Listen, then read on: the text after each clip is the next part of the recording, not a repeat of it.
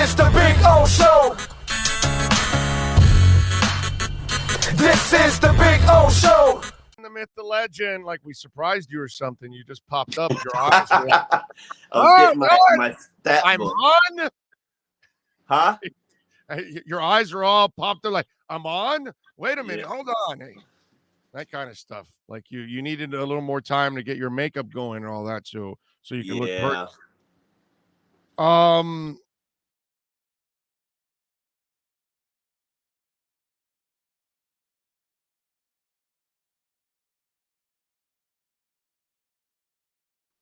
How does Flo fix this? Because starts with fixing your offensive line. How? So, my newest theory is I'm at the point. I told you I was giving Austin Jackson 3 games to prove he's a left tackle, right? Yes. And he's proven that he's not a left tackle. So I think I'm going Liam Eichenberg at left tackle, Robert Hunt at right tackle, Jesse Davis at right guard, and putting Austin Jackson at left guard, and that would be his new home, because I think Austin can give you a lot in run game. He's just can't handle the speed. People cross his face, and it's just a nightmare. And you're facing the best pass rushers in the NFL at left tackle. You are a nightmare probably about 6 to 8 plays a game, and those are the plays that's going to kill you. Omar, when I look at a defense that overall is underachieving, can't get off the field on third downs, which they were exceptional at finding ways to get off the field last year. You're underusing Waddle, Gesicki. You wait to throw to Parker till the end of games, which you could be throwing him deep balls in the first quarter. What the hell's the difference in the first or the fourth quarter? Jerome Baker was all over the field last year, blitzing and stuff. You don't use him. Van Ginkel, Myles Gaskin I still believe is your best running back, and the line sucked last year, and you used them, and you're not using them now. I mean, I could just go on and on and on and talk about underperforming all over the place. Yes. I'm now more leaning on I don't know if it's the talent anymore. Oh, it's the talent. It's without a doubt. Hold on. I'm leaning more on the coaching. I think they're failing them all over the place. If you coach virtually this same roster to a 10-6 season last year, with even less and players with more development this year, that shows you can coach. I'm sorry. The talent, you knew this offensive line was an issue. You knew it in the offseason, you weakened it. You knew it in the draft, you made one addition. You knew it in training camp, you made 2 additions. You knew you couldn't get pass rushing pressure without blitzing. You added one player, Jalen Phillips, one player of substance. You removed other players. You knew that you could not stop the run. You added a player who could stop the run, waived him, then went right back to what you were doing last year, still can't stop the run.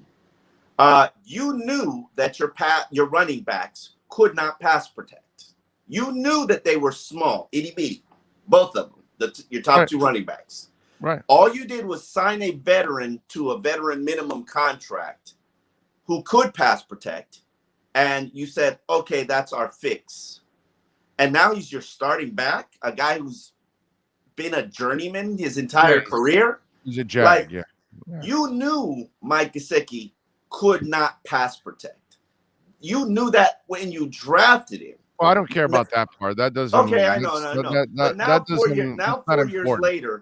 4 years later, you're struggling. That's a coaching thing. I'm not going to put that on them. I still from day one said that pick should have been Dallas Goedert and not Mike Gesicki. That's my guy. And I stick with that still to this day, because now Mike Gesicki can't come on the field unless you're down by 14 points. And we've argued this back and forth. Or maybe Mike Gesicki can't get on the field because you don't know how to coach. Because you can have a blocking tight end and Mike Gesicki on the field. It's not like You know, if no you matter, really no, wanted to, you know, you can do it. You could find ways to put a playmaking tight end on the field.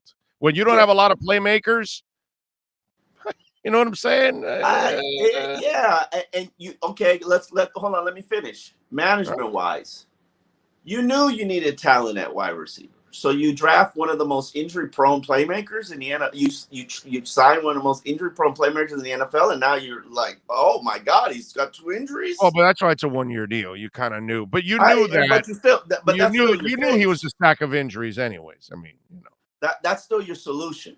That was still your solution. There are tons of things that you could have done. There are tons of ways you could address your offensive line. Tons of ways you could address your playmaking position. Tons of ways you could address pass rushing. And you chose to make these decisions.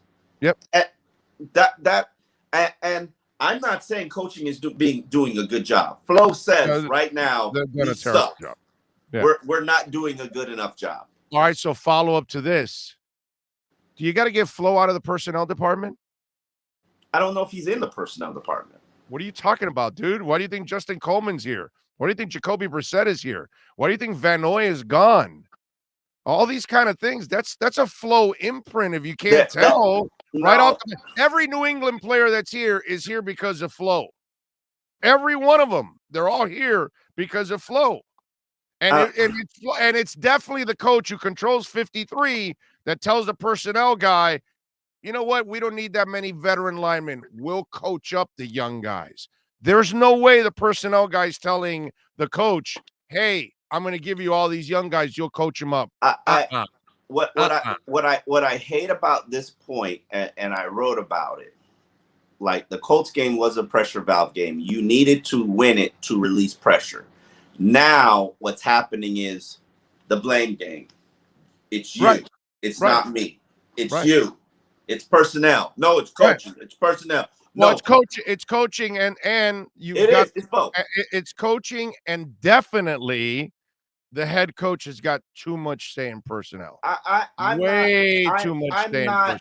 not going to say that because I know how the dynamics of things work, and ultimately, Chris Greer will tell you, I'm responsible for every player added to this team. Yes. Now I deliver. That's why if I'm him, I'm taking a little bit more control of personnel. But I deliver. I say to him, that's Chris Flo. Greer says, I deliver what my coaches want. That's what my job is. So I don't think you can change what you do if that's your job.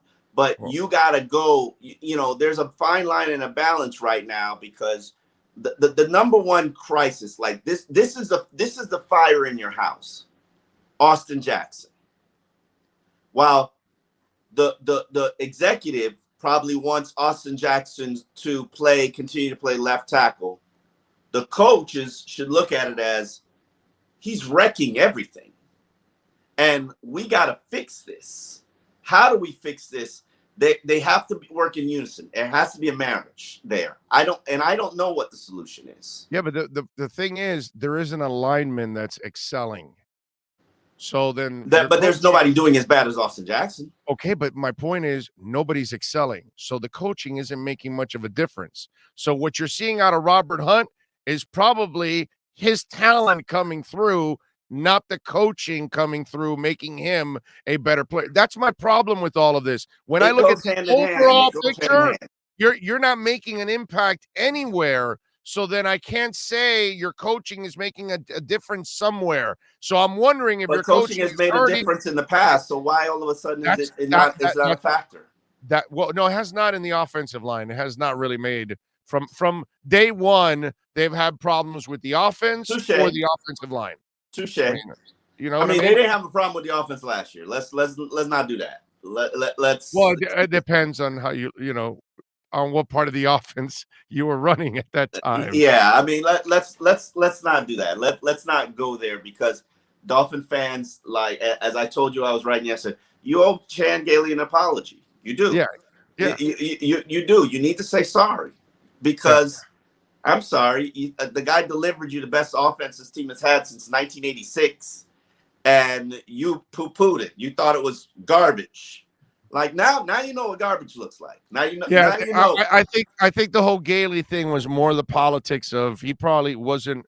He's at the end of his career. He's not here to He ain't got to develop put a up with young this shit. guy and He ain't go got, through and go the through Gailey thing is he ain't got to put up with this shit.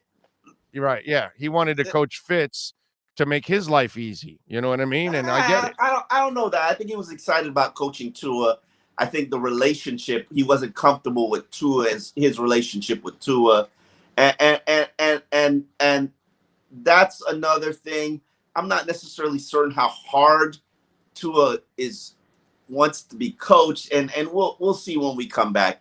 And I'm very uncomfortable with this perception that Tua's going to come in and be the savior that fixes everything. Like he's not ready for that. I don't think anybody would look. You can't look at him that way. Not with that Oh, line. everybody's looking at. Oh, in Jacksonville, it's going to get better.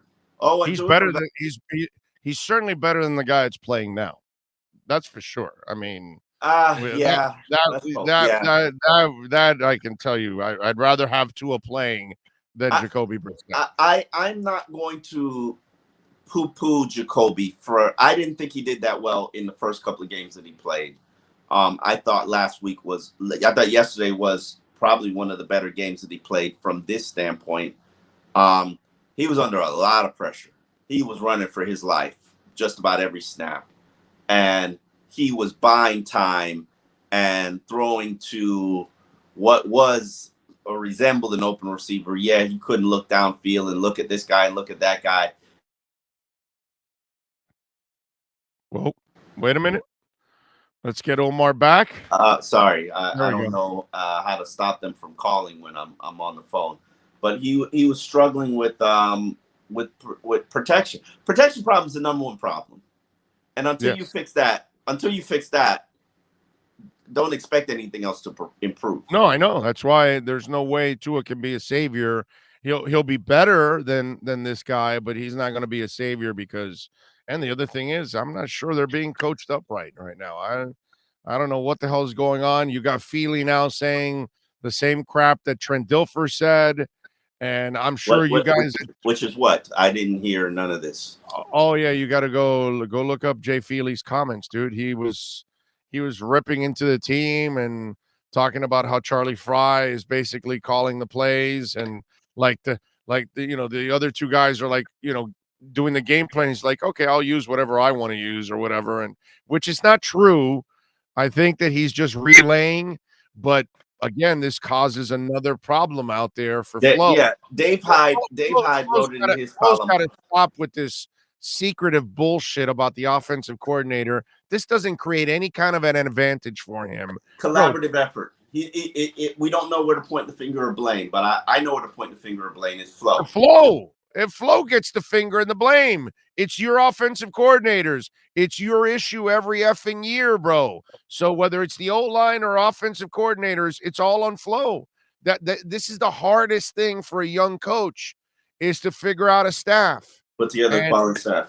And he can't, and he's a young coach trying to figure out a staff. And when you're not a proven coach, it's harder to get those kind of people to come to you. And if this year continues, you won't get a really good coach to come on board because they'll think you're on hot ice or whatever on the hot seat, and they're gonna go, "Why am I gonna go there for a year and then I got to move again?" Hell no, that kind of stuff. Fair. You got to rely on your relationships, and there's a coach in Alabama who would love to get back into the NFL, and you worked under him. Maybe he works under you. So I don't know. I don't have. What I feel is, and I'm going to write this eventually, Flo deserves grace. Yes, he does. Flo deserves grace. I'm not a fan of Flo. We not buddy. This isn't black protecting black. This is Flo deserves grace for what he has done. That I agree. I've said he deserves an opportunity to show he can fix this or he can't fix this. That's right. Now, on the flip side, this roster is hot shit. I'm not certain that I'm ready to say that Greer deserves grace. And Greer's the nicest man I've ever come across in the. Wait a minute. Hold on. All right, you're back. So Greer deserves. I would love to say Greer deserves grace because he's the nicest man that I've ever come across in the NFL. I know he works hard. I know he's committed. But I'm looking at this roster and I don't see anything that's good. There's nothing that's good.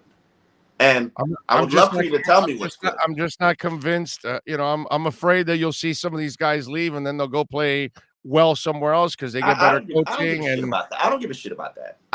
And you could say I do, because then it becomes a waste of time that you invested all these picks, and then they go play better somewhere else, and that sucks. Who gives a shit? Like the whole 20. Well, I do. I want the Dolphins to do well, dude. I give a okay. shit. You want the Dolphins to do well? Go okay. Then advocate for the Dolphins to go get Aaron Rodgers because that fixes all your problems. Like not behind this line ain't fixing anything. Aaron Rodgers would. Aaron Rodgers has blown out his collarbone twice. Here comes number 3. Please, yeah, Aaron Rodgers would make this line look like it's the top 5 line in the NFL. Listen, tell me what's good on this unit. Tell me what's good on this team. Right now, there's nothing you can talk about good right now, Omar. No, I'm not talking about performance-wise. The way they're looking. I'm not talking about performance-wise. Tell me what should be good. Tell me what unit should be good. Defense. No. Not it. You were good on third downs and you were good at creating turnovers. You weren't good in anything else last year on defense. Oh, I know that because why is that? Why is that? Because they weren't dominant. No, because they weren't dominant on the D line. That's why.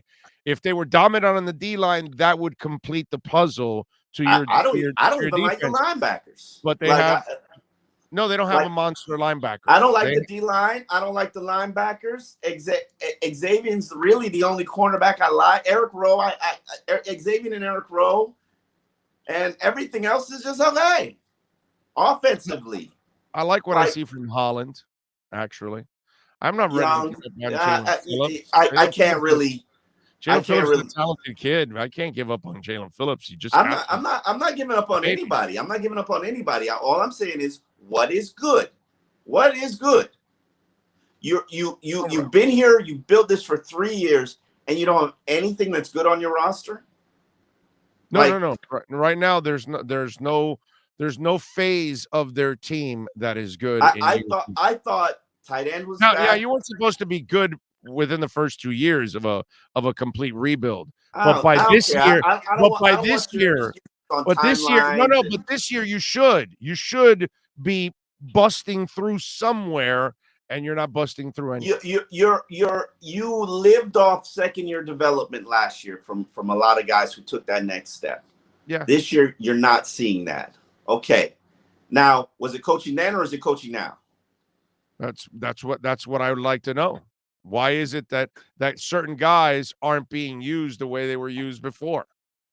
And why aren't they having the same kind of seasons that they were playing before? Jerome Baker was all over the place. Do you see him blitzing as much? I saw him blitz a couple times. But not as much. He's not as active as he was last year. That's my point. There were points just like for Jerome. on the opposite side of the field. You're not using him. Just like Devontae Parker. You wait to the end of the game to use him.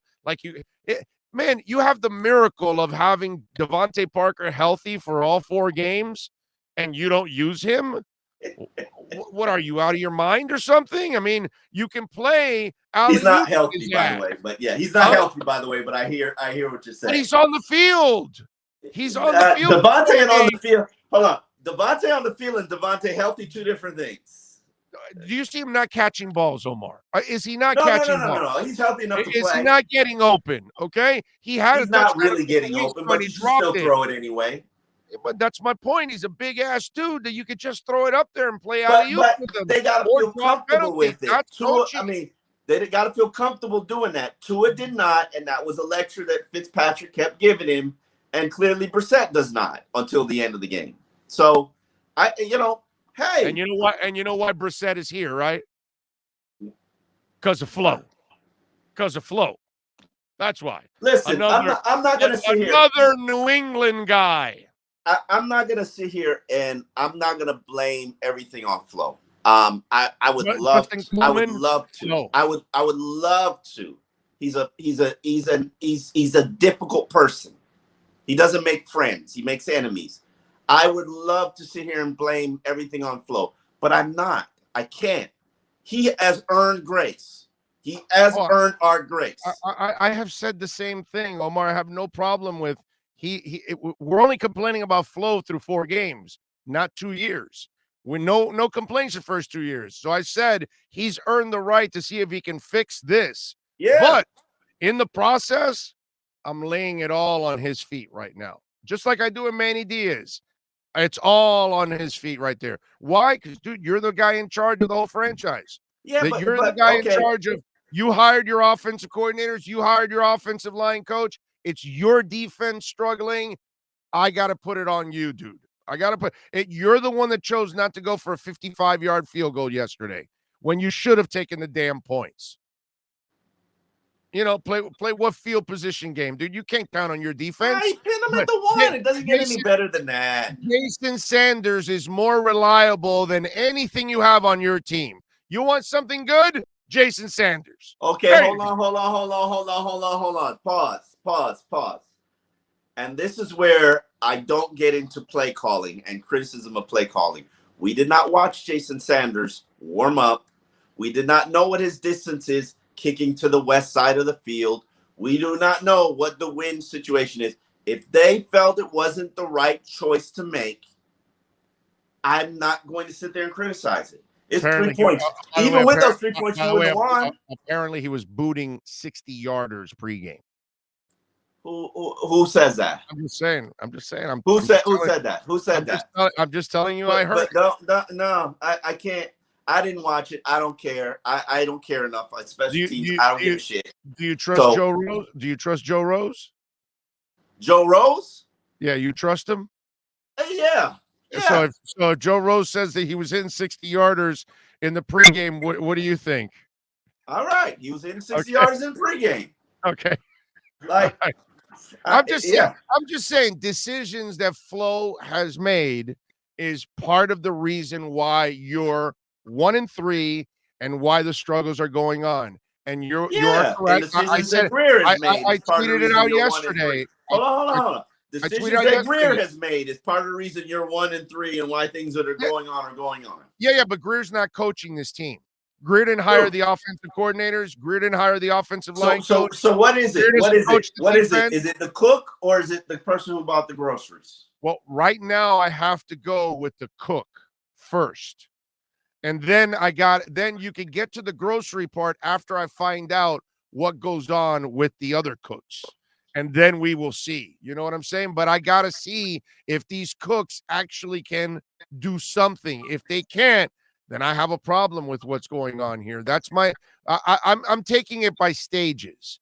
This is the first stage. Okay, now let's see what Flo can do. You made all these decisions. Now you've got to correct the issue. If he can't, then we're going to find out about the talent down the line. But for now, because of the inconsistencies, because I know there are players on this team that can play and they're not excelling, I got to lay it on the coach and the schemes right now. I gotta.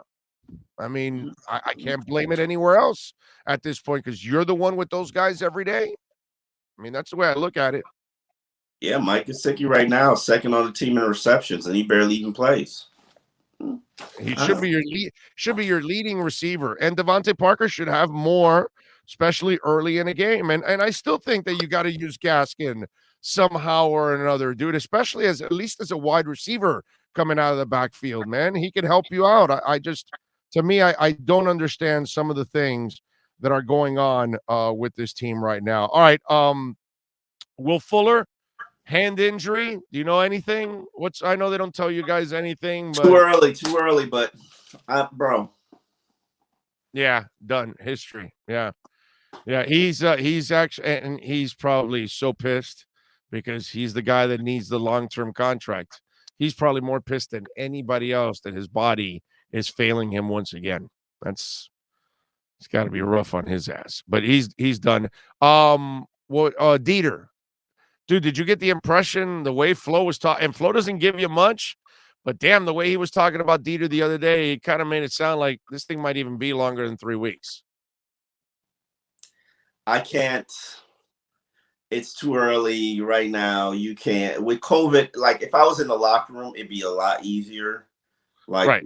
with COVID, you just take what you got and you just make the most of it. It's like you can't even get close to anybody to start digging. Like everything you do is on a public format or in front of people. So it's like, you know, hard to snoop around. All right, I'll wrap it up with this. Are you making any changes on the offensive coordinator side? We already don't know who's calling plays. That's what I'm saying. No, That's true. We wouldn't even know if there was a change made. We could be doing it's this your game, this is his game, this is his game rotation, and we don't even know. That's like funny. it's like who's calling plays? We don't know. It's like what's that? Is it Siskel and Eve? No, who's on first? Like, Abbott and Costello. Like we can play who's calling plays. Like who's on first? We don't know. Like who's on first? What's on second? I don't know who's on third. Everybody has a theory, and truth be told, the bottom line is Flo don't want you to know. Flo don't want you to know. And I don't know why. But I can say this. I ain't never seen Eric Studville's mouth move before the snap. So he ain't calling no plays. Like, right. You know, you would have to like watch them the entire game to try to figure out who the hell's calling plays. And ain't nobody got time for that. Like, I don't care. I don't care. Like and this is partly why I understand why Flo is not telling you who's calling plays, because all you want is somebody to blame. Like that's all you want. That's all you want. You're not looking for somebody to praise. No, you're looking for somebody to blame. Well, blame everybody because everybody's involved. It's a what does Flo always say? It's a collaborative process. Right. So it's a collaborative blame game. Suck. Like you collaboratively suck. And all of you collaboratively suck. Like somebody should like raise their hand and say, "Yeah, can I call plays this week? Can just me? Let me try. Let me try." Like, bro, it sucks. All of it. It sucks. Like there's nothing you're doing good. You're right. Can't argue with that. There's nothing. No, you're right. Follow him on Twitter. Even when you put Jakeem Grant on the field for the end around. Oh, yeah. I saw it before the ball's handing off. I'm like, what the hell are you doing? I'm surprised. Who thought about this shit? I'm surprised he's on the team by 4:00 today after what I saw in the game. Because, dude, if you can't help on it's Tuesday. And another thing, I'd be claiming other people's practice squad offensive linemen. Bring me two. Yeah, you were doing year 8. In year 1, it worked sometimes. So what the hell? Like, give me two. Give me two. Let me find a spot on the roster. Let me get two. Yeah. You know, right. You right now, like you act like you got some good talent on your team. Where is it? Again, maybe there is, and maybe what is it? Lampierre. What's the name of the coach? John Pierre. He looks like a nice guy, but maybe he can't get it done either. Maybe he's not the answer. I don't know. I don't know because technically, if I saw 1 or 2 guys excelling and then the other guys are sucking, Robert I would tell you, well. okay, Liam is not a problem. It's Austin. It's Austin. I know, but remember, he also is facing the best athlete on the team. I don't give a damn. I don't give a damn. You fix your problem. You fix your problem. Maybe if you're not leaking as much from that spot, everything else will flow better. Well, I kind of like your idea, poor kid. They left guard, right tackle, and now left. But Eichenberg is naturally a left tackle, so he would probably breathe a sigh of relief. And it's you would probably be more motivated to lock that position down if you gave him the left tackle spot. It's probably not ideal for Tua, but at this point, like, I'm sorry, Austin Jackson is not a left tackle. Right. No, well, he's just not getting it done. So yeah. There's no debating this anymore. Although it wasn't Austin that got him injured. So no, hey. it was the right tackle that got him injured, not the left tackle. So it's Jesse been a problem for the last 2 weeks. It's been a problem all year. Stop all right. it. Omar, have fun at 2:00 with Mr. Secretive. We'll be watching. All right. Yeah, listen. You know what's frustrating about that? He's worn us down to the point where I stop even trying. And that's not healthy. Right. I get it. Yeah, but as this builds up, I hope it doesn't, but if it builds up, you'll have no choice. So, and he'll have no choice but to eventually address it, because it's going to get worse and worse and worse, and you just can't keep staying quiet because it makes you look pretty bad. No, he's not staying quiet. He fell on the sword again, and he said it's coaching. And yeah, it is coaching. It's coaching right now. It's coaching. And his worst fear needs to be, can I lose this locker room? And it's a legit possibility. He needs to figure out, and this is what I haven't figured out. Did they need a kick in the ass, or did they need a hug? I already told you that. Yes. They need a kick in the ass. They need a kick in the ass. They need a kick in the ass. Yeah. They need a Don Shula kick in the ass, and then a look with that jaw. Then you got to fire people this week. Well, if you got to fire, then you got to fire. You got to rattle cages. Now, the coach better be, if you're going to fire somebody, make sure you're taking accountability for your own screw ups too. So you can't Adam Gase this bullshit and fall on the sword publicly, but behind the scenes, you're mother effing everybody else and blaming everybody else. So you better, that's where he's got to be careful. But again, he's earned this right to try to get people. People don't remember, but Gase was 1-4. Gase was struggling at the beginning of the 2016 season. I can even tell you what the record was because I just looked it up recently. He fired the 3 offensive linemen. From there, it birthed into unicorns and physical, forceful rushing attack. Gase was 1-4. Fired his offensive linemen, went on to win 6 straight. Right. Last year, Flores started this exact same record. Didn't really make that many drastic changes, but won 5 straight games. You got to get hot. And you gotta let that continue to build, and you gotta clean up what you can clean up. But you're facing the Buccaneers. They didn't play well last night, and you gotta find a way to lick your wounds and get everybody better. To me, it starts with replacing Austin Jackson, and we work from there. So you're a first round pick, but we already see you're not a left tackle. Sorry, you're not a left guard. No, you gotta move them around. Yeah, let's figure it out from there. Greg Little, you're here for a reason. If you want shot number 1 at it, prove that you're a good NFL player. If not, keep it moving. Let's figure it out. Let's figure it out one way or the other. But you can't keep doing what you're doing and expect different results. No, I'm with you there. There's no doubt about that. All right, follow him on Twitter at Omar Kelly and catch him a couple times a week here with the EJDconstruction.com Miami Dolphins report. Have fun at 2. We'll talk to you on Friday. All right, talk to you later. You got it. Ready to rock and roll. Alan Poupar always getting it done. Any truth that yesterday you held a funeral procession for Jakeem Grant now that he is no longer with us and he has gone way north to the Bears? Any truth to that you held some kind of a ceremony?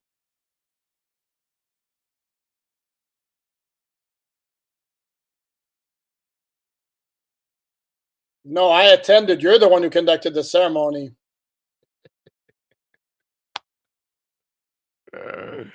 I don't blame him. I can't defend it once you start dropping punts. I can't defend it. I wrote something, though, that after the trade, I'm looking on Twitter and everybody's just taking shots at him, making jokes. And you see the memes, the drop pass from Tua last year against the Bengals. And then I'm like, whoa, whoa, whoa. I decided to write something like, okay, fine. He needed to go, no problem. Well, we're going to forget like every good thing he ever did for this team. I mean, Right. I know. the guy was a 6th-round pick. He lasted 5+ years, set the franchise record for kick returns for touchdowns, maybe the best returner in team history. No, it's not even close. It's not Certainly even in the close. conversation. Okay. So, Close. I mean, let's not just dump on the guy because his performance started to wane. He did some really good things for the Dolphins. By the way, what are we doing now? I mean, it's Flo and Greer made progress the first 2 years.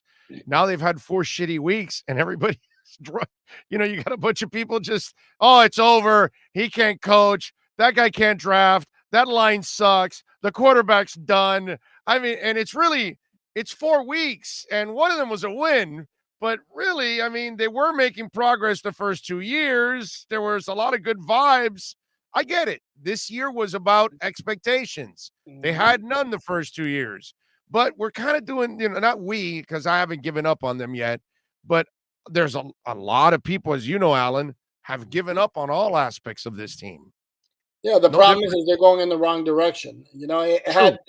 Had they moved up more incrementally, it would be more palatable to see what we're seeing right now. But the fact that they went, first of all, they had no business winning 5 games with the roster they had in 2019.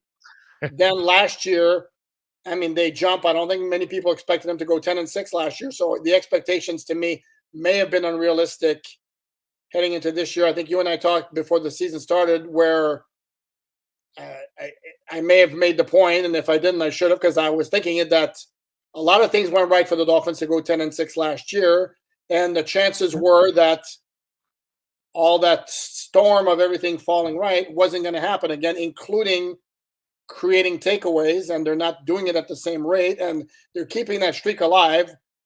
But like last Sunday, for example, it was a fumble recovery on a punt return, on a muff punt.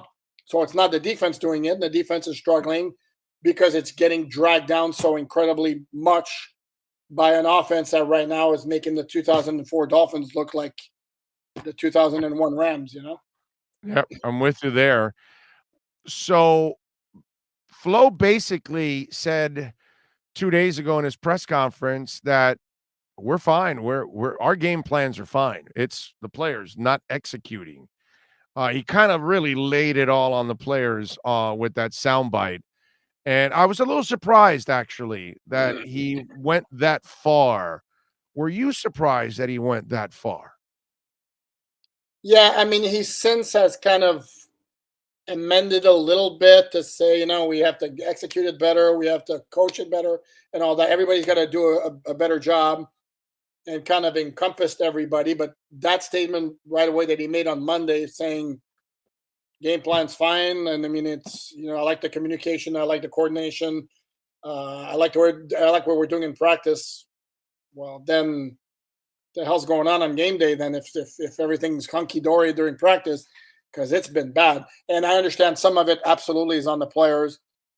And I know there was like a very famous overhead shot of a first quarter pass fairly early in the game where Jacoby Brissett has his eyes downfield. He's got Jalen Waddle running from left to right, completely uncovered, 20 yards downfield, and then decide, no, I'm going to turn around and I'm going to throw a little swing pass to Savon Ahmed for 5 or 6 yards.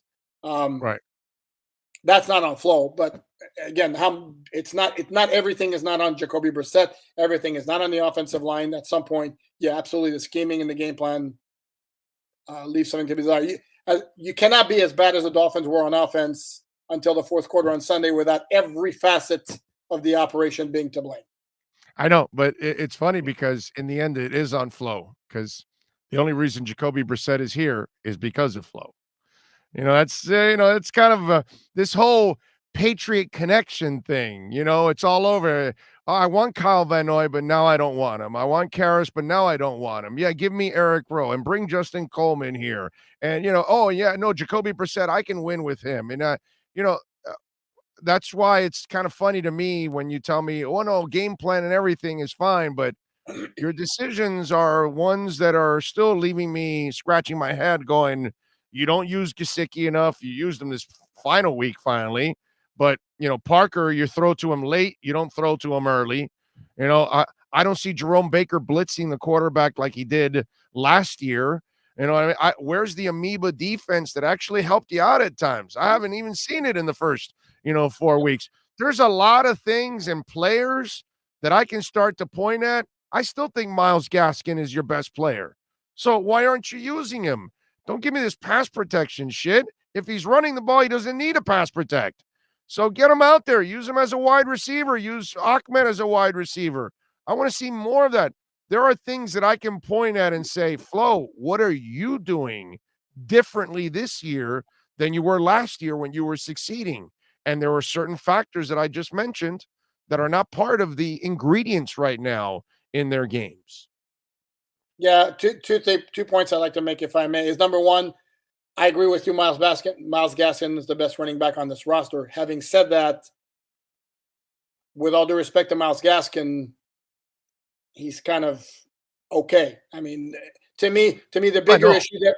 To me, the bigger issue there is why in the hell did they not take all the opportunities they had over the last 2 drafts to get a guy? And they saw one against them on Sunday in Jonathan Taylor, who they could have had instead of, and I hate dumping on the kid, but instead of Noah Benagany. I mean, that one is like completely crazy to me.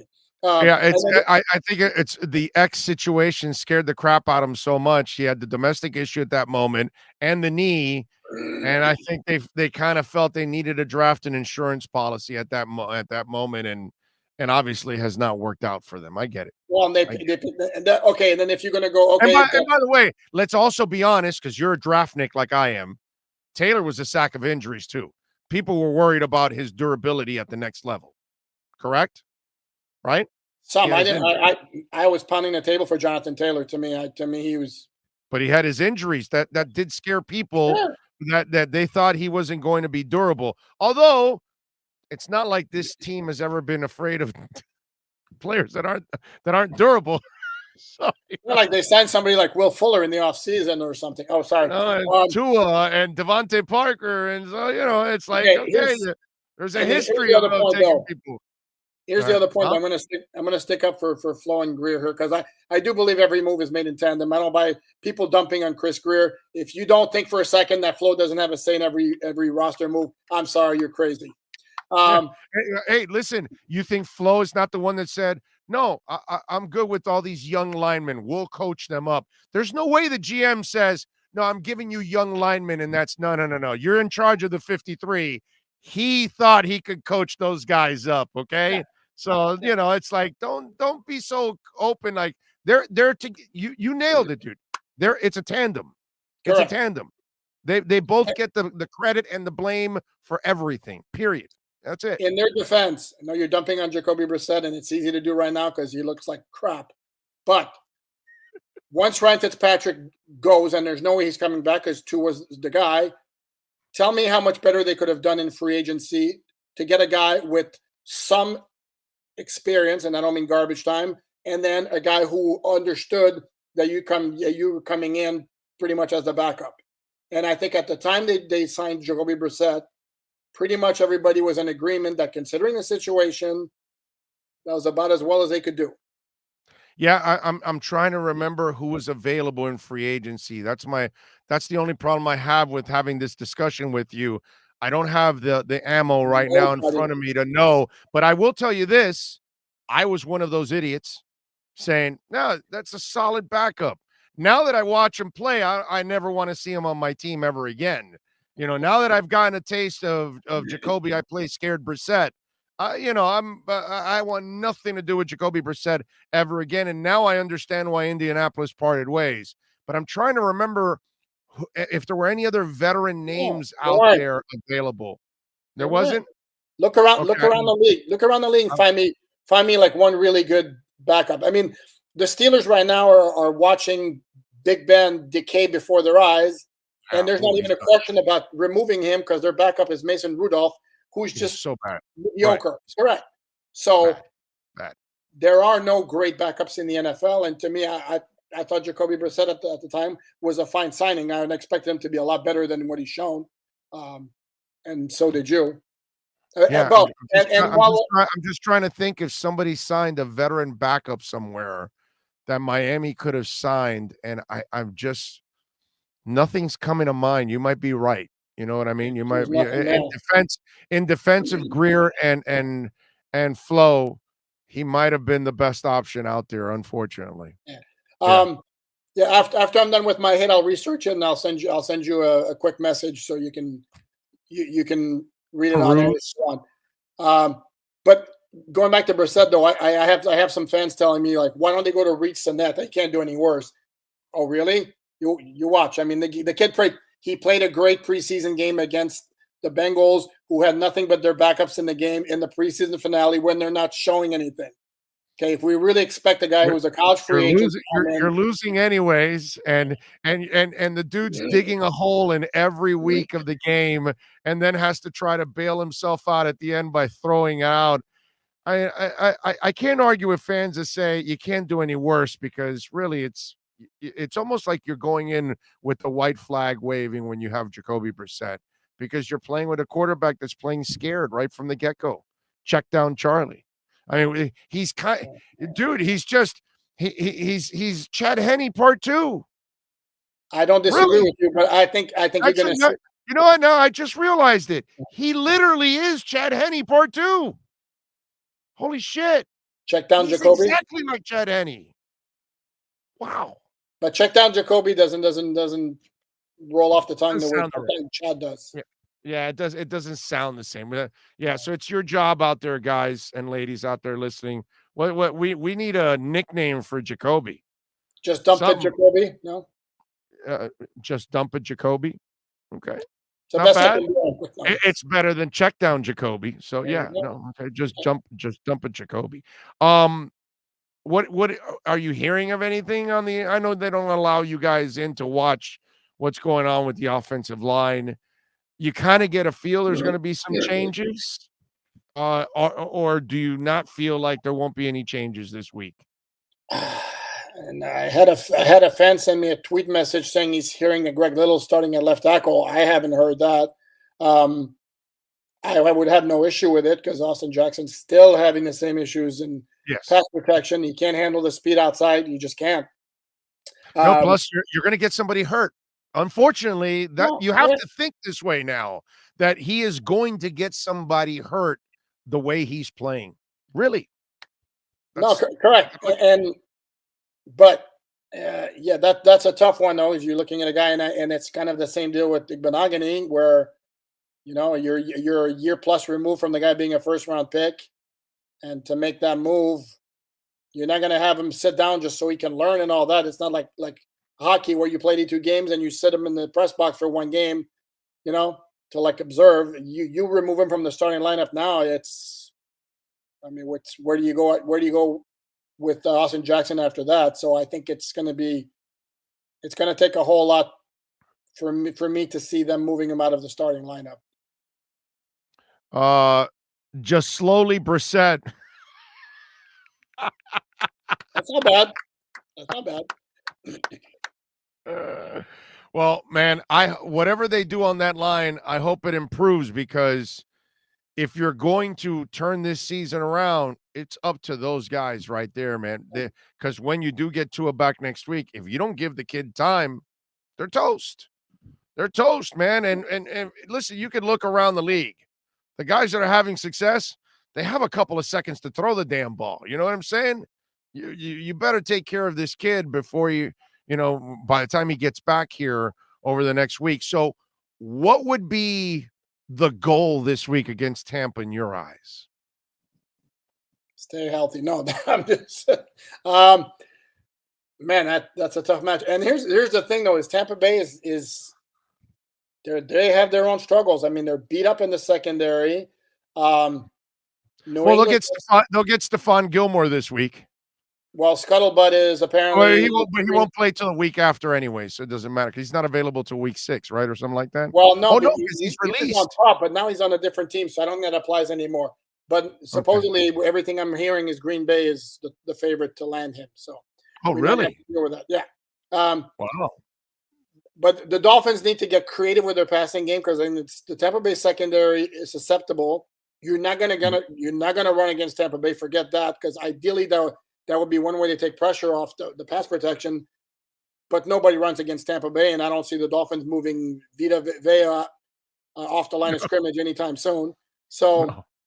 I mean, if it means 23 screen passes, to get something done, then that's what you got to do. And on defense, come up with a plan. The Patriots kind of like did a good job against Brady and that offense on Sunday night for the most part, and then come up with that kind of defense against the Bucs on Sunday. Obviously, it's Patricia beat him last year.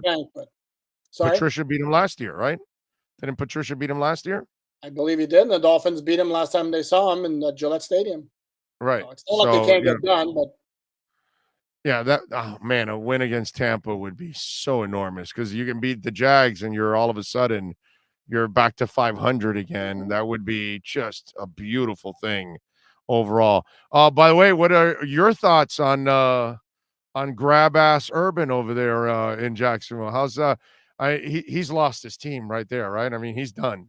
Did he ever have it? No, he has. I mean, no, but what I'm saying is, if there was any hope went out the window. And they're coming off their best game of the year, a game that they probably should have won, and then this happens, and then as somebody pointed out, and very rightly so, why the hell is he not on a team plane flying back? You don't have time in the offseason to go back to Ohio? I mean, seriously? Yeah, or dude, have the blonde just fly over and meet you somewhere in Jacksonville after you land and talk to the team, and then you can get your rocks off and then go home after that. You know what I'm saying? I mean, give me a break, dude. And then, did you not figure out that there would be cameras? I mean, no. And then, look, Alan, you and I have been at this for a long time. Okay, when I've been going to the Senior Bowl for a long time, so long that when Sammy's was open, I would be talking to scouts and coaches at Sammy's. But we're talking 15 years ago, 20 years ago. No cameras, no phones, no nothing. You talk now to NFL people and like, hey, where are you going? Well, I got to stay under the radar. They don't even want it. Normal human beings, normal men, forget about Urban Meyer. That's not normal. Normal men, they don't even want you taking a picture of them with a drink in their hands. That's what coaches and scouts tell me.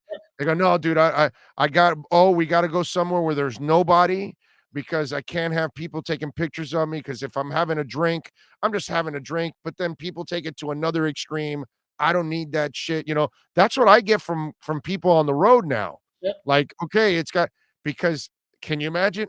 And think about it. Back in the day, I'm hanging out at Sammy's and I'm watching coaches go to the champagne room with women and this, and that, and whether they're married or not, I don't care. It has nothing to, but in those days, we didn't care about that stuff. That wasn't what we were reporting. We wanted football information. And I'm talking about DBs and X's and O's and all that. And these guys are talking to me while they're watching ass walk by or whatever. You know what I'm saying?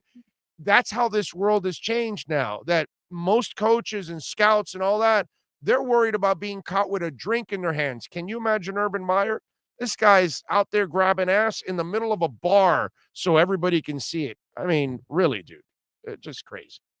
But again, this is what you get with a college coach who is used to being God in his little town, his little community. That is so true. And this is one of the major dangers in hiring a college coach to coach in the NFL. It doesn't work like that. And you hear all the stories about how his assistant coaches are like fed up with him already. I mean, dude, they played 4 games. I mean, it doesn't work. I mean, when's the last? I mean, and it's not like us in Miami don't have any experience with that. Cough, cough, Nick Saban. Yeah. You can but at least you won't catch Nick with any of that bullshit. See what I but Nick couldn't relate to Nick might be an asshole, but he's a hard-working asshole.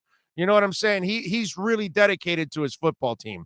That at least I will give it to him. He would never, oh no, you guys go, I'm not going to go on the plane. Are you crazy, bro? That at least I would give Nick Saban the credit of being a true professional as a coach, is what I'm saying. You know what I mean? I agree with you, but you'd still have the same whole issue of I am the master of everything that is around me because I was the college god, and that doesn't work in the NFL.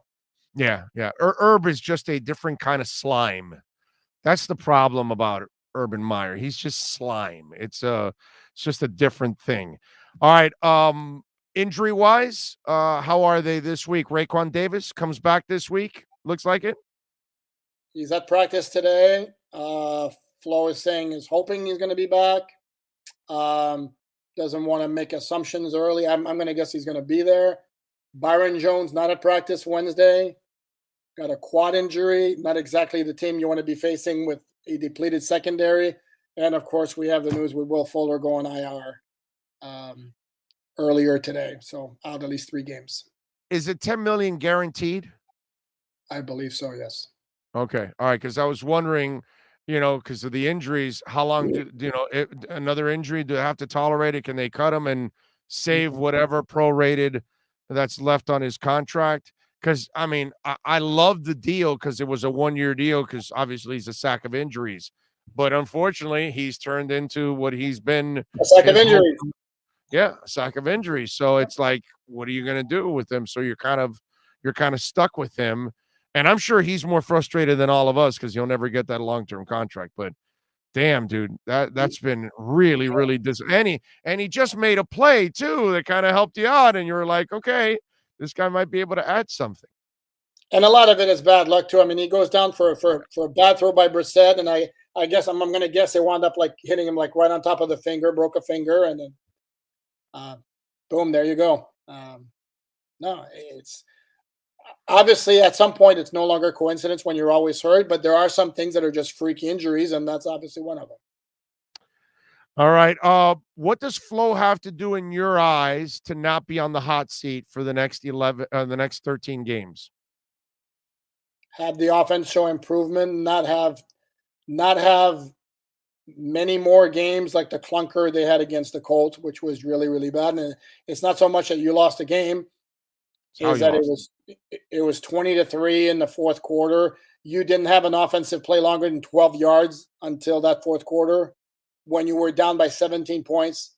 Every single play that they had that was longer than 12 yards came when they were down by 17 points. That's embarrassing. So I think even if they finish 8-9, even if they finish 7-10, if they're competitive in most games and the offense improves through the course of the season, I certainly don't see reason or cause to believe there'll be a change coming. But if you have a couple more clunkers like we saw Sunday, then I think all bets are off. All right, we'll wrap it up with this because since I've been doing the show for the last couple of hours, I can't say I've kept up with everything live at the moment. I've had some Dolphins fans telling me they should go after Jalen Smith at linebacker, at least for a 1-year deal here for help. Your thoughts on it? Could Jalen Smith help out these Miami Dolphins?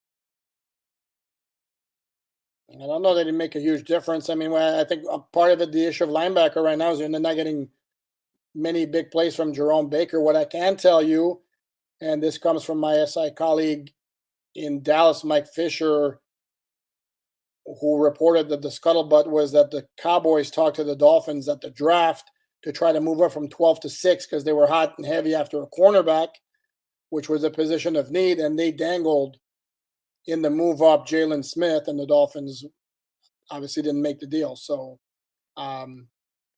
maybe that provides some sort of an insight as to their thinking on him. Obviously, their part of the issue was they didn't want to move back down from 6 once they made the trade from 3 to 12 to 6. Right. But the other part of it is, but Jalen Smith is a great story. I mean, let's not kid ourselves. I mean, and he was a fabulous player at Notre Dame until he had that really unfortunate injury in that bowl game. But now how much of a difference maker really would he be? To me, I think the bigger issue at linebacker is get Jerome Baker to do what he did last year. Remember last year he had 7 sacks. This year I know. He doesn't have one. They're not doing a whole lot with him, and he's getting decent tackle numbers, but I mean, I don't notice him out there very much. No, I don't. And that's kind of, one of the questions I would have for Flo on that one. All right. Follow him on Twitter at Poopart NFL. And of course, you can catch him here a couple times a week. You'll see him again with us on Sunday in the postgame show when we're talking about a Dolphins victory over the Bucs, right? That's what we're going to be talking about in the postgame show, right? The major upset of the week. Yes, absolutely. All right. And remember, the following Sunday, it's breakfast at Wimbledon. Miami Lakes. Yeah. Breakfast at Wimbledon. Breakfast at Sports Grill. There So you we're go. gonna have breakfast. So you're more than welcome to come live and join us if you want to, because I know you're not going to London, right? SI is not footing the bill for you to go out to London, right? No, I didn't think so. Plus the beer's warm. You don't want warm beer. You want cold beer anyways. I'm not a beer drinker. I'm a wine guy. So. Oh, wine guy. There you go. I love it. All right. Follow him on Twitter, Poupart NFL, and catch him here. Alan, as always, you're lending Miami Dolphins weekly report. How you doing, Joe? You hanging in there? I am good, Big O. How are you? Good, good. You're not a crypto guy, right? I think we've spoken about this before, right? No, I've had success with traditional stocks. It is important that everybody invest their money in something now. Don't just put it in a bank account. Yeah, no, you're right about that. I was just actually telling folks, like on crypto, you can grab like what you got in your savings account. You can buy USDC coin, which is a stable coin. It stays at $1, and then you stake it and you get 10%. So, like a lot of people have their money sitting in savings, getting jack, maybe 0.5% or 0.25%. You can have that same money sitting in crypto, getting 10%. Yeah, a savings account is not a good path for anybody, so you should explore your options. Yeah, no, there's no doubt about that, man. There are many options out there. All right, so do the Dolphins have an option at quarterback, or are they stuck with Brissett, bro?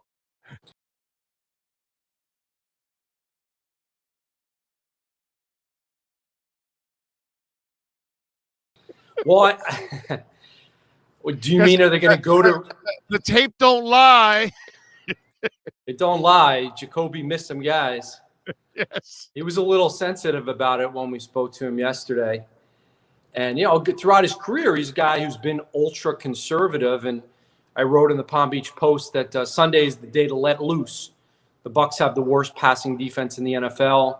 They're all banged up in the secondary.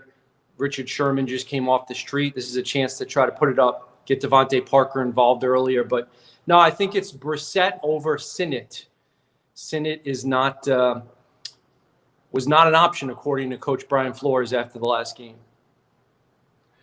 Yeah, no, and listen, I understand they don't trust him. He's young. He was playing scrubberinis when he marveled us with his play in that final preseason game. The only thing, you know, the part that I find in that discussion, and all of that is right. He's playing lesser talent, all of that. But you don't teach the moxie that he showed you back there. You know, the way he scrambled, the way he tried to find players back there. Those are things that either comes naturally. Either you have it or you don't, Joe, right? I mean, that's where at least it intrigues me that, you know, I don't seem like I have a fighting chance that much with Jacoby, because he just keeps digging you in a hole, and then at the end he's trying to throw the ball, you know, downfield.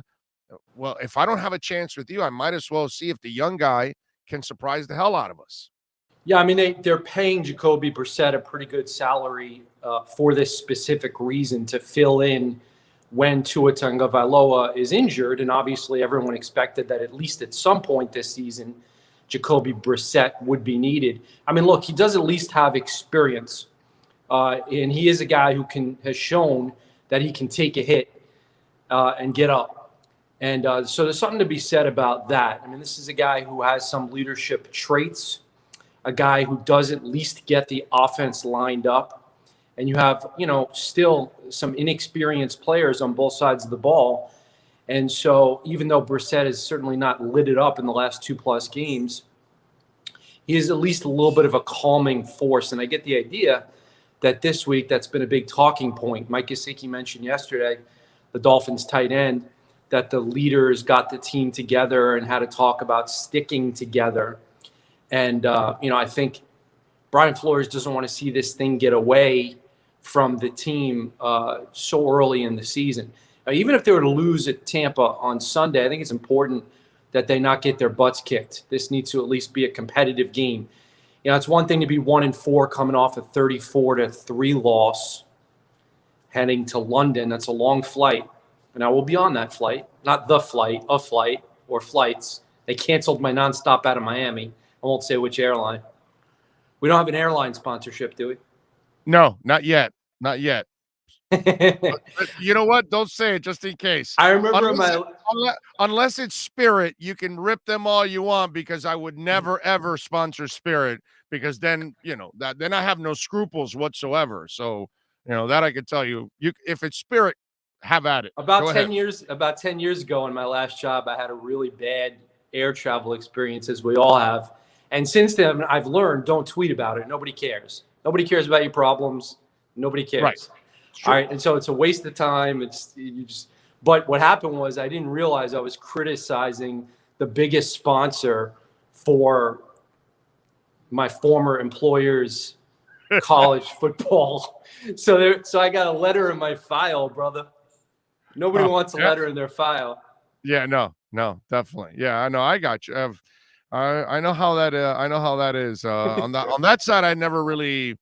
I've screwed up my share, but not on the sponsorship side. That one. I think I've been smart enough not to mess that one up. Well, I can tell you, if I ever refinance my house, I'm going to go with A-Dream Lending. I mean, that's a slam dunk. Yeah, no, I mean, Eves he's just money, dude. He's just good people, and that whole staff is just they're really good human beings, and they care. Actually, it's not just about the commission or anything like that. They actually care. They want to see you happy, because that's kind of been their business for years. It's one person tells another about their experience, and that's kind of what they've lived off of. A great reputation. So yeah, they're good people, man. No doubt about that. All right, so I'm with you. By the way, I talked about that this week on the show, that I want to see a respectable effort this week. I don't want to see a 56-3 loss where, again, kind of like what we saw the past week, where it's just a disaster of a performance. And to me, Joe, this is where I'm actually putting more of the heat on Flo and the coaches. He might, the other day he was talking about how his, their game plan is fine, and in practice they're not holding and they're not committing errors and all that. But the fact is, they're doing it during a game. And where I lay it on the coaches is, if it's only one side of the football that's screwing up, then okay, maybe it's just some lapse of concentration. But you're screwing up on defense, you're screwing up on offense, you're screwing up on special teams, and that's my problem. That I'm watching mistakes all the way around, and this is where I have to now lay it on the coaches, because something's going on. Why they're having that lapse of concentration. Special teams is kind of flown under the radar. The Jakeem Grant trade was broken by NFL Network on Twitter seconds after Danny Crossman left the all coaches media availability. So we didn't have a chance to ask Danny Crossman about the trade. And we were so caught up with the other coaches, grilling George Godsey and Eric Stoodsville and John Pierre, that Danny's sitting over there by himself laughing like, yeah, nobody's coming over here asking me about Brennan Scarlett, And also, without an open locker room, Brennan Scarlett will likely never address the terrible penalty that he committed on 4th down, jumping off sides. In a locker room, you would talk to him after the game, or you would talk to him on Monday, or you would talk to him on Wednesday. We're probably not going to hear from Brennan Scarlett this week, because the Dolphins probably aren't going to bring him in there into the media workroom. So I'm hoping one day we get that locker room back open. But yeah, I mean, look, Danny Crossman got off to a good start. They had some trick plays. Everybody was excited. It has not been always great since that start. And certainly the first-year offensive line coach, John Pierre, he's going to be, scrutinized and watched closely, because the development has just not been there. I mean, you could say, well, maybe these offensive linemen aren't quite as good as Chris Greer and Brian Flores had hoped. But in my opinion, it's unlikely that they should be performing as poorly as they are as a group, because it's not just one guy. It's like all of them. Yeah. Right. Yeah. And see, I was talking about this throughout the show, and I've posted on social media. So the coach decided that let's see, I'm going to have a injury-prone quarterback be protected by an incredibly young line with 3 second-year players, 1 rookie, and a journeyman guy, coached by a line coach that has never produced a good line, led by an offensive coordinators that have never led an offense in the NFL. Yeah, I don't know where that seems like that's a recipe for success. Well, I mean, I guess if you're the lack of experience everywhere on offense, they can't lean on anybody for experience, for leadership, there's nothing proven there. And that's why Mike Gesicki and Jesse Davis are trying so hard to be leaders, because Jalen Waddle is a rookie, and Devontae Parker, who's an excellent player who should be getting the ball more, is not a vocal guy. And, Austin Jackson is struggling terribly, and Liam Eichenberg is a rookie, and Myles Gaskin isn't getting snaps. And as far as like the Flores thing, he's been searching for what he wants his offense to be since he became a head coach. Is it supposed to be the Patriots offense with Chad O'Shea? Is it supposed to be the Bills Jets offense with Chan Gailey? I mean, everyone thought that, Chan Gailey was in over his head. And, maybe he wasn't as much in over his head as some folks thought. Yeah, no, of course not. I wasn't one of the guys picking on Chan.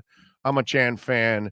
I was a Chan fan from the first go around, that I thought he did a marvelous job with what he was actually handed, the first go around, which, that was actually some really good work. I mean, if Chan came back, maybe it would have been, less boring. It was kind of boring by design last year when Tua was in there. It was completely designed around limiting the chance for injury. Yeah, and his lack of knowledge.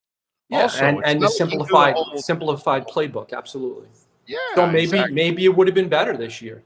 Maybe, maybe the second time you have the same offensive coordinator for 2 years in a row, maybe that would actually be helpful. But here we are in Brian Flores' third year, and it'd be hard to suggest, oh yeah, stud God is going to be the offensive coordinator combination in next year. Who ends up playing for Byron Jones? Because it looks like he's going to miss this week.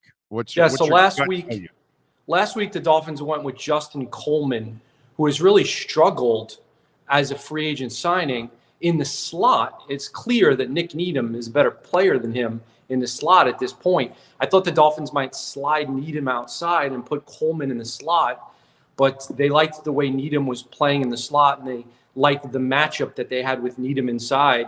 I don't think they're going to move Jason McCourty to corner. He wouldn't tell us yesterday. It's the whole secretive Patriot way.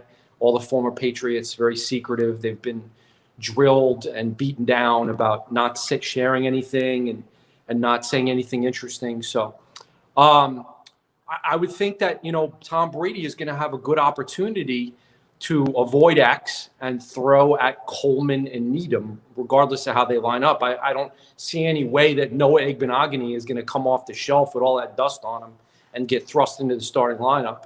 At 1-3, I just don't see the Dolphins doing that. Do you expect the Dolphins to kind of be in this game? Patricia beat them last year, right? It seems like the expatriate coaches have some success in slowing him down. Flo beat him 2 years ago in 2019 to close out his first season and knock them out of the bye week. So we are talking about a scheme, and it seems like, Belichick the other day limited, that Tampa offense, and and Flo had very little talent, no X on the field in 2019 against Brady. So are you expecting that there's something about these Patriot coaches that they know how to slow down Brady? I think I picked 34-20 Bucks. I think the Bucks are going to be able to move the ball through the air, and I think the Dolphins are going to have a really impossible time running. And I think that I don't like this matchup. I think the Bucks are better than the Patriots. And even though Raekwon Davis maybe comes back, that could help a little bit in the interior. Even though maybe Brissett gets a little more aggressive early on. Maybe the Dolphins move the ball better. I think they will move the ball a little better. I just don't know that they're going to be able to stop Brady offensively. But you're right. I mean, I think that Brady is 3-3 in his last 6 against the Dolphins. Xavier Howard intercepted him twice in a recent game. Nobody has intercepted Brady more than the Dolphins. I'm sure he's played the Dolphins more than anybody. Right. But the Dolphins are a very young team overall.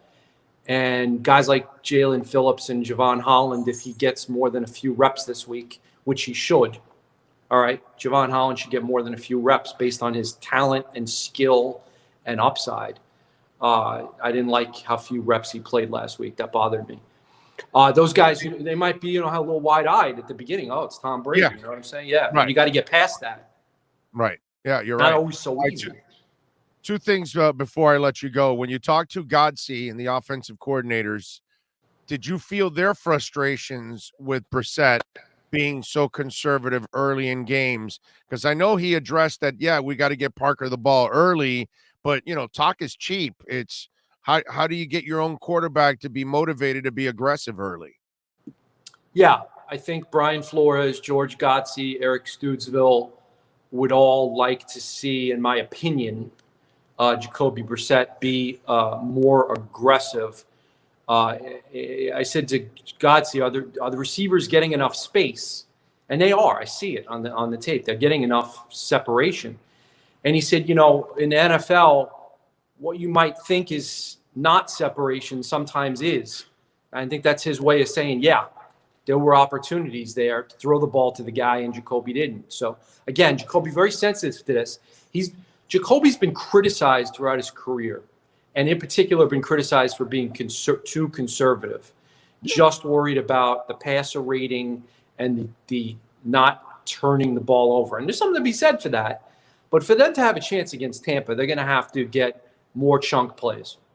Yeah, no, I mean, you got to take some chances. All right, one more thing. Jalen Phillips, does it look to you like he's turning the corner now? Yeah, he's played really well. Last week, he really looked really good. I mean, he converted speed to power. He bull rushed over a guy. He ran around a few guys. I like the combination of Jalen Phillips and Christian Wilkins. Wilkins has really stepped up his game with Raekwon Davis out the last 3 weeks. To me, Wilkins looks fitter, more athletic. And he told me yesterday that he's taking more calculated chances. I think he was so caught up in the first couple of years of his career at staying within himself and staying within the scheme and not getting criticized for vacating his gap. Every now and then, as an interior defensive lineman, asking Ndamukong Suh, who we'll see on Sunday, or an Aaron Donald, you need to kind of use your feel for what's happening to manipulate your way past the guy and get in the backfield and create more tackles for loss and more pressure.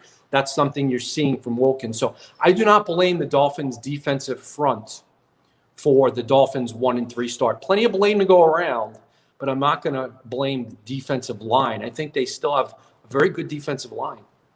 Yeah, no, there's no doubt. And if Phillips starts turning the corner, that starts to open it up for Agba, who's played well, but he's going to end up with more sacks this way. And Phillips' sacks will now start coming too, because you just don't have enough people to block if you have these kind of guys that can start breaking free and getting after the quarterback. So, and then if you have Wilkins, doing a little penetration, all of a sudden now, and maybe now we'll start to see more of Van Ginkel, because as guys now start, as guys start freeing themselves up, that starts to create plays for each other.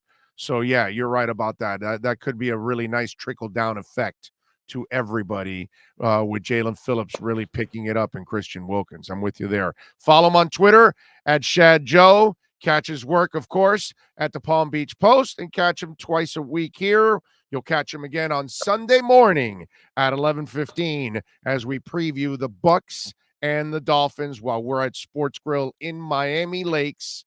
Joe, as always, thank you, my brother. You're going to Burns Steakhouse, by the way, when you go up there? I don't know. Some of the guys were talking about it. I think I'm going to drive. I was going back and forth on drive or fly. I don't mind driving, so I think I'm going to drive, man. Drive. Yeah. I think I'm going to hit the road and listen to a little, Jimmy Buffett, a little Tom Petty. We'll be good. You got it. You've been to Burns, right? Yeah. Oh, okay. All right. Okay. All right. I just want to make sure. I like steak, but I'm not a guy. I don't eat a ton of steak, but I like steak. You can have some I'll lobster go. If there. the guys go, I'll go.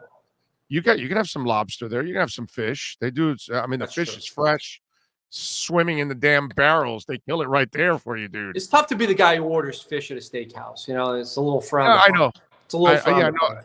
Yeah, but have you been in that kitchen? Have you taken the tour? Yeah. Okay, because that's impressive, dude. I mean, that's and then the dessert room upstairs. Woo, doggy. That thing is sweet. All right, Joe. Love you, brother. Thank you. bud. I'll see you on Sunday. All right, pal. You got it. There you go. Our American Dream Lending Miami Dolphins weekly report. A mask or something under? Yeah. Okay, there we go. I gotta be masked up in here. So Hey, man, I got no problem with that. I completely understand. It's yeah. the world we live in right now until we can get through this damn pandemic. Yep. We got to adjust and protect each other, man. That's all. That's what it's all about. I got no problem with that. All right. I thought it was a really cool thing to hear that Preston Williams is in a good place mentally and physically, knowing that Will Fuller is out and you really need a playmaker. I would really like to see this young man, get back on the field and start to show us some of the stuff that he did in his first year when he was really wowing all of us with his potential. Your thoughts on Preston Williams? What, you didn't like his potential?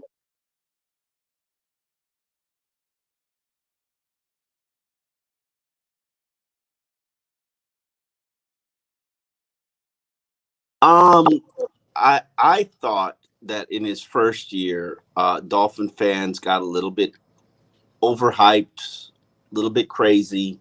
He was having some strong camps, partly fueled by Ryan Fitzpatrick and his ability to put it up and give you an opportunity to go get it.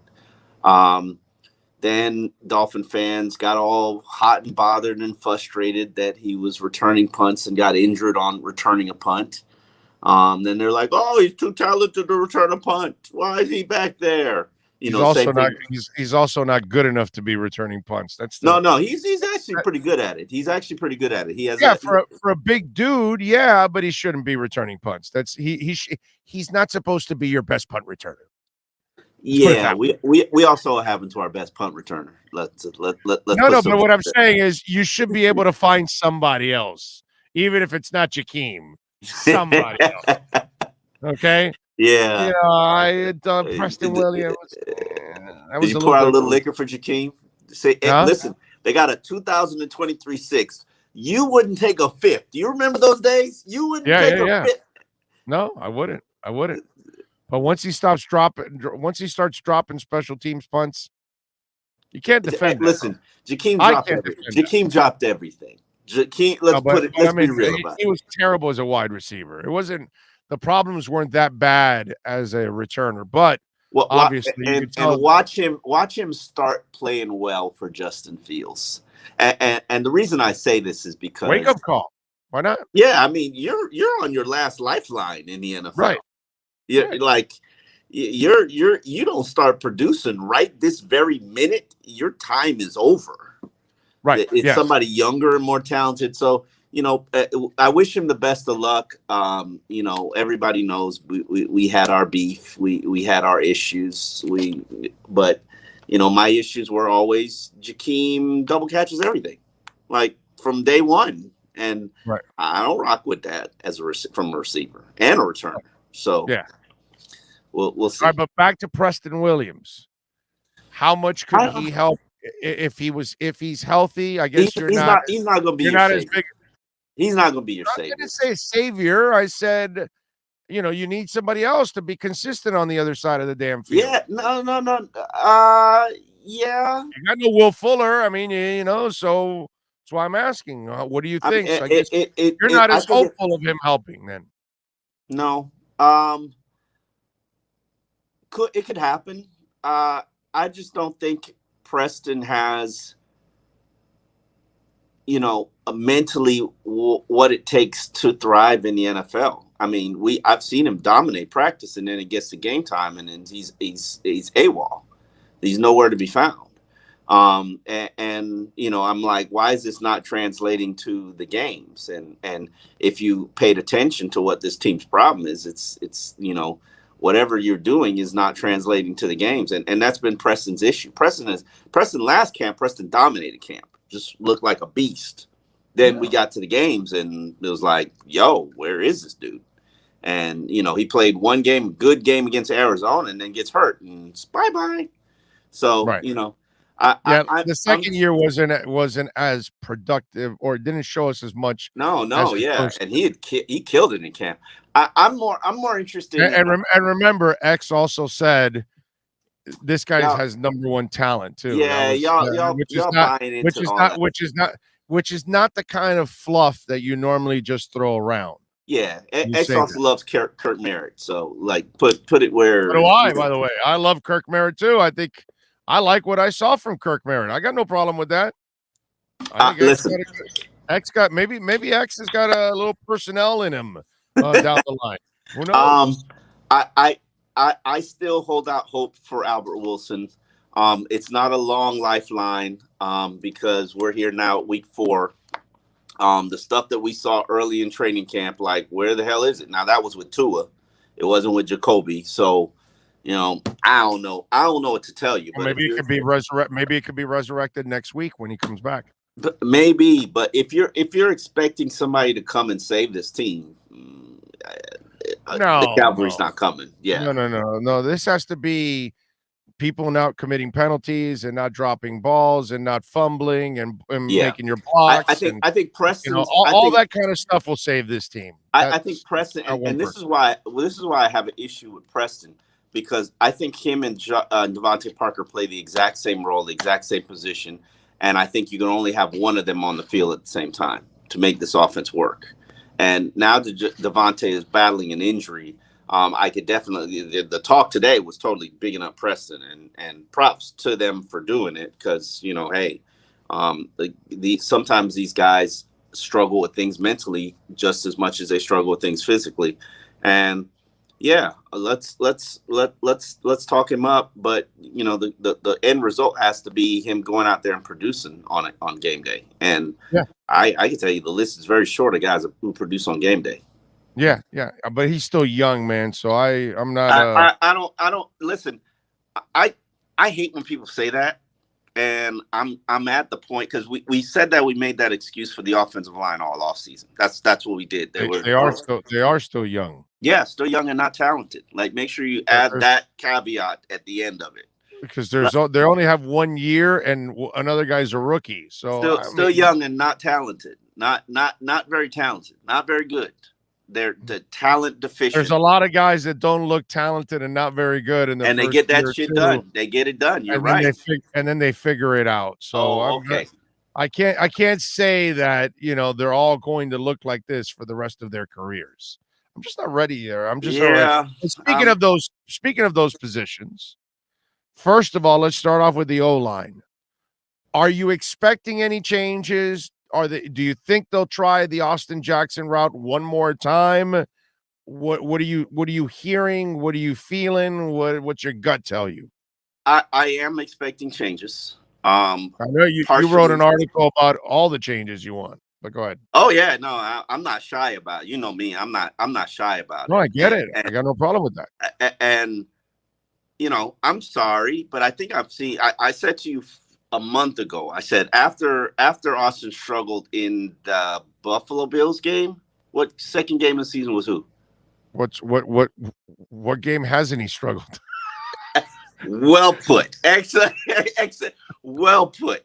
I said, until Tua comes back, you've got a 3-game audition at left tackle. And I'm still committed to that 3-game audition. So let's carry this over one more game. Let's give it one more shot. But this might be a shot with a short hook, right? I don't know. I don't know. No? Listen, okay. I don't know. To me, all of this team's issues, every single issue, begins and ends with the offensive line. The reason why your running game isn't working, because you can't have your top 2 backs on the field because they can't pass protect. The reason why your pass game not working, you're very limited in how you use Mike Gesicki because he can't pass protect.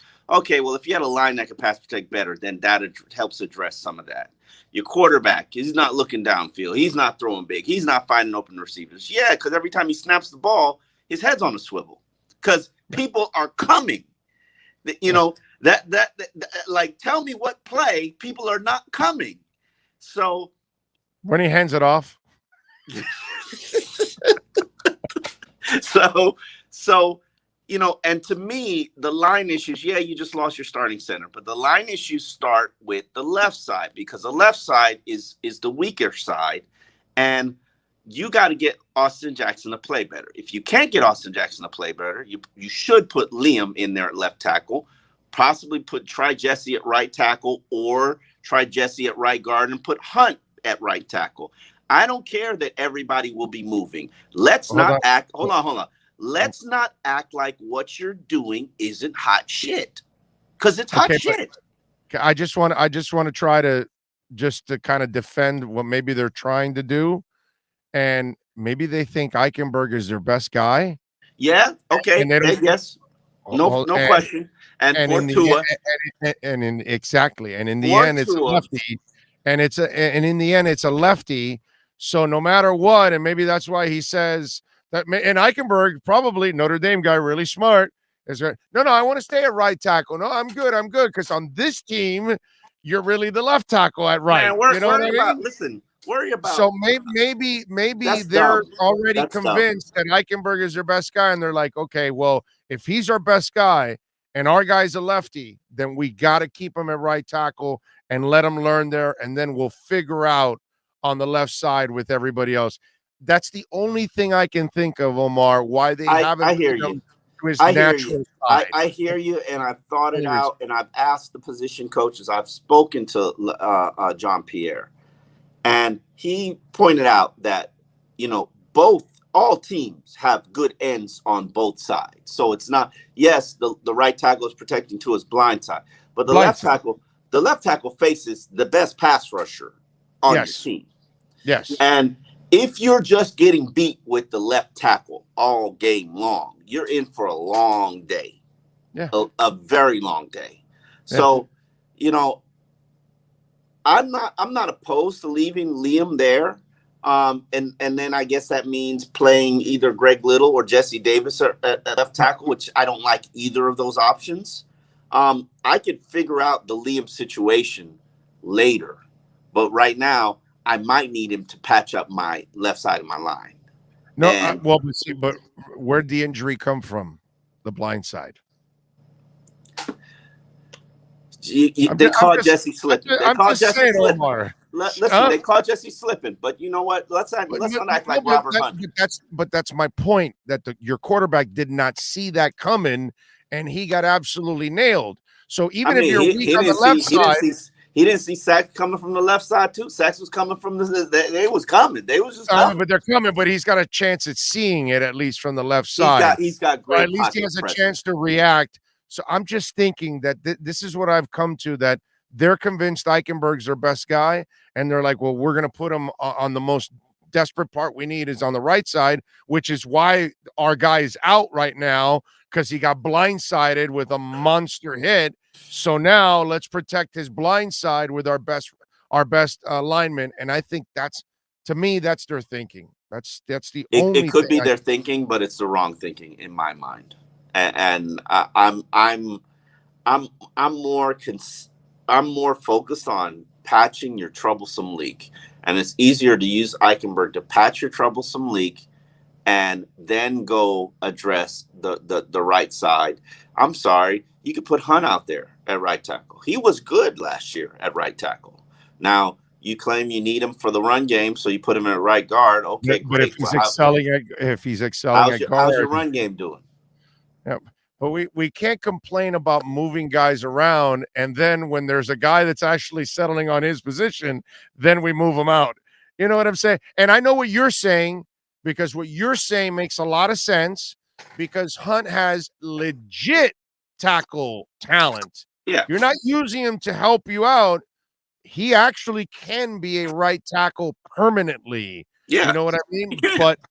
But again, and here's the other thing: short quarterbacks, your guards and your center have to be so rock solid, because those are the guys that are going to keep the passing lanes, clean for him.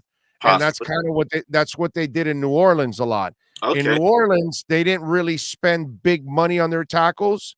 They would draft them even late, like Teron Armstead and stuff like that, and out of small schools. But if you noticed throughout the Breeze tenure, they drafted high their centers and their guards, or they went after them in free agency and paid a lot of money. They spent most of their money in the middle. Why? They could not have the pocket crumble for a short quarterback. They could not have the pocket crumble for the passing lanes. So I don't know if they're also thinking along the same lines, that it's imperative for a shorter quarterback to have real strength in the middle of that line, so he can sit in the pocket and he can have a clean pocket at the same time. You know what you should be thinking if you're George Godsey and Eric Studzville? You should be thinking, how do I not get fired at the end of the year? That's where your focus should be. And how do I not take away 60% of my playbook because I can't protect the quarterback and I can't run the ball? Yeah, that's what you should be thinking, because both of you are going to get fired at the end of the year. Yeah, but it's not their fault. It's not their fault. What's not their fault? It's Flo's fault. Okay, let me run this by you. Okay. So Flo thought that you would get a rookie quarterback that's inexperienced and injury prone, and you're going to put him behind a rookie line that's inexperienced, and you're going to use a rookie offensive line coach that has really never built his own great line ever, to then be run by offensive coordinators who have never had any kind of great success and developed any kind of great offense. So the fact that there is no experience, no success, top to bottom on offense, and you expect that to succeed. Think about that. Greer takes Think about that. Too. Don't just put that on Flo, because that's Flo's decision. Those are his coaches. He chose to go with those kind of He coaches. chose the coordinator and by the way, he chose to have that young line, because it's him that says, I don't want Karras. It's him that says, no, I don't want the other guy that's in Washington. We can coach these guys up. There's no way the GM is telling him, I'm giving you these young guys. I'm sorry. Personnel decisions. The team turns over to Flores during training camp. Greer is accountable, responsible. He will tell you this. He will say this. Of course, he's going to say it. It doesn't matter. That's on me. And he's made the personnel moves, not Flores. So when that trade was made, when all trades are made, it's not Brian Flores on the phone. It's Chris Greer. So why do you think Jacoby Brissett is here? Because they sat down in their team meetings. Who do you think brought him in? You think Greer sat down in their team's meetings and they said, okay, here's our viable options for backup centers at the price point that we're gonna go to. These are what our draft options look like. Let's not use our draft options. You've got a relationship with Jacoby. Can he run this offense? Is he good? Is he smart? Is he a leader? Yeah. Okay, how much do you think he's worth? Okay, he's worth this. Is he better than all the other options that are out there? That's Flo's call, dude. That's Flo's call. No, that's Flo's call. That's not how this organization works. That's not how this organization works. Coleman. That's not how this organization works. That's not how this organization works. Dude, there's too That's not how this organization works. Dude, there's too many New England players here. That's not how this organization. Yeah, I don't disagree with you. But that's not how this organization works. They are in. Flo and Adam Gase are doing the same shit. They're bringing in people that they know, that they're comfortable with. Every coach does that. I know that. Did that. Well, that's what I'm saying. Exactly. But these guys are doing it. I don't blame anything from the Patriots players that are here. Patriots players helped you establish culture.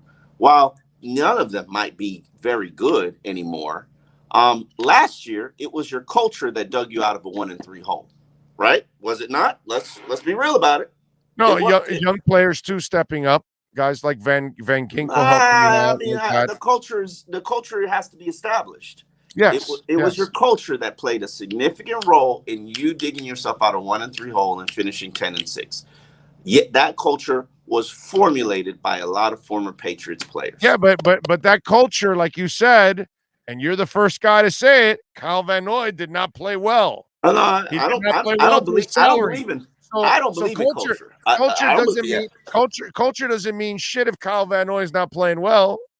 Yeah, I'm not a big culture guy, but I can't sit here and blame Flores for bringing former Patriots players when it's that personnel goes on both guys, on Greer and Flores. Absolutely, I will never ever not hold both of them accountable for what we're seeing. They both are held accountable, but my point is the New England players, the influence comes from him. There's all no of the influence comes from him. I'm sorry, if you know the individuals involved, you know Chris Greer, Chris Greer's going to take a backseat to whoever he's working with, and he's going to deliver. He's going to deliver who you want. Right. So, yes, but that doesn't mean that Chris Greer is the head person in charge. Like, yes, there is no. It all stops with him. So yes. I can't sit here and say, oh well, Brian Flores was responsible for this. But he is responsible for his offensive coordinators. He is responsible for his offensive line coach. Mm-hmm. He is responsible for having all the youth and inexperience that he has and you know what? On the offensive side. And that's why there's that much failure, because there is nothing that's established on offense right now. It wasn't a good plan. It was a terrible plan. You should have had a couple of veteran linemen in there to help out. You didn't do that. They did, and then they got rid of them.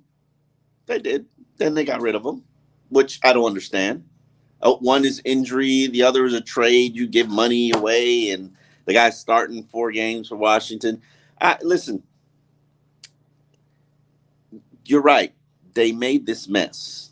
It is a mess. Who sat here 2 months ago and told you it was gonna be a mess? I did. Yes. It was very predictable, but it was predictable from the start because the players that they were investing in were not that talented. I told you from the beginning, Austin Jackson ain't that talented. He might be talented. He may not be good enough, but he might be talented. He's talented. Yes. No, he's talented. He may not know how to put it together. You know what I'm saying? But, and by the way, when you see him out there on the podium, does it look to you like he's a guy that's pissed off enough about his play?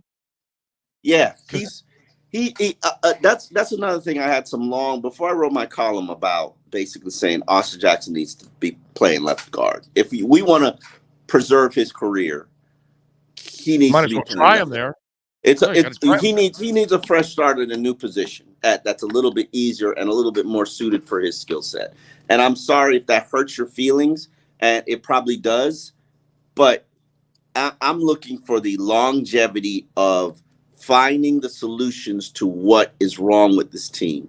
And that's generally what's wrong with this team. I know right now they got a center who's got an injured neck playing against Ndamukong Suh, who is going to mess up his neck intentionally. So he'll step on it. No, he'll grab the neck and twist it because he's Ndamukong Suh.